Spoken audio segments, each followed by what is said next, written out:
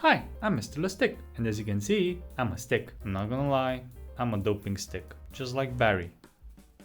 Hey, I'm all natural, baby.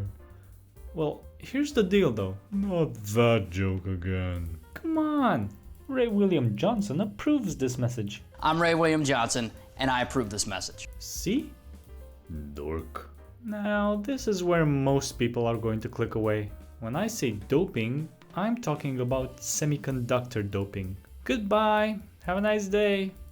Come on, Barry, say goodbye to all the people clicking away. Good riddance. Come on, man, don't be mean. Every view counts.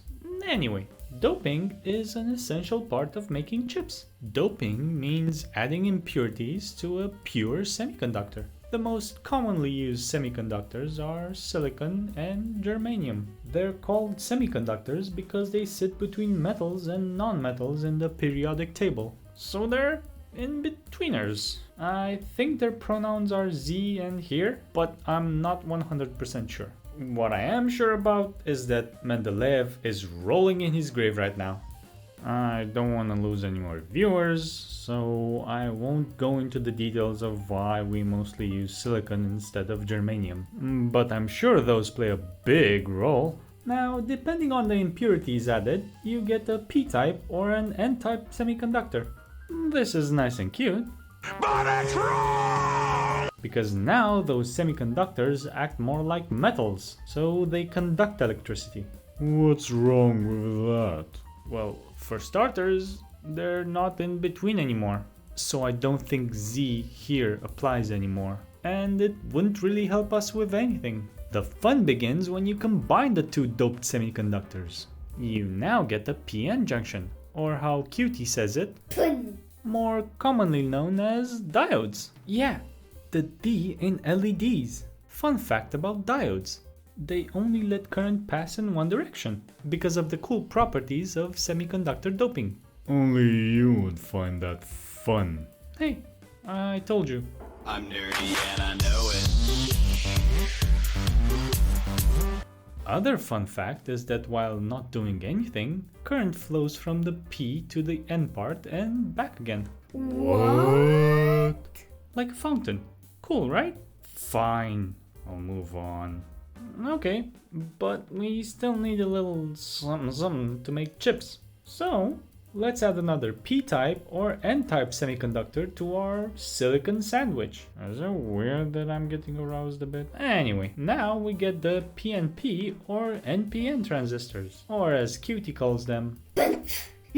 You may hear the terms NMOS and PMOS.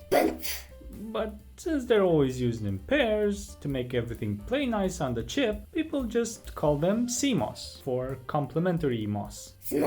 Now that we have our transistors, we can arrange them in funny ways to get them to do what we want, and then place them in even more funny ways, so that the factory can make our precious chips. Somewhere around this stage is where I work. As a verification engineer, I make sure that the bad little transistors behave like nice little transistors. But I know how boring it is for most people, so I'm just going to say that I basically condensed years of R&D in less than 30 seconds.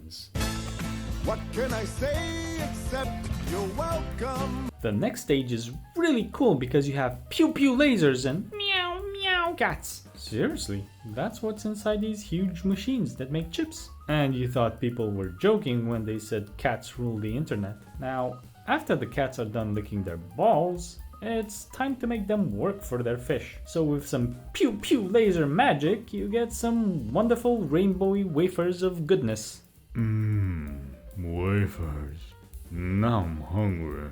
All of those small rectangles are chips that get used in every electronic goodie that we have. They get cut and packaged, and everyone gets their fix. All of this is made possible by doping. Now the title makes more sense if you think about it, right? It's almost grammatically correct. But it's still weird. I'm trying to get attention here. So if you like this video, just give it a thumbs down. No one but me will know. And me because he won't stop talking about it.